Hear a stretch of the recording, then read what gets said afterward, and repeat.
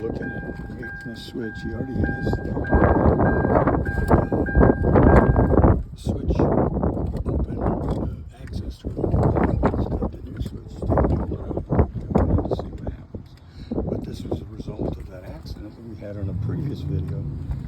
And now he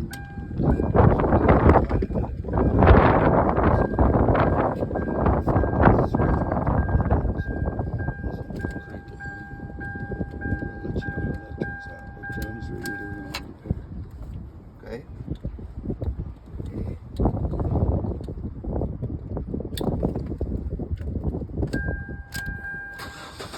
And there it goes. Wow. Nice. Well, we know now it works, so that was right. Proper diagnosis. Fix it right the first time.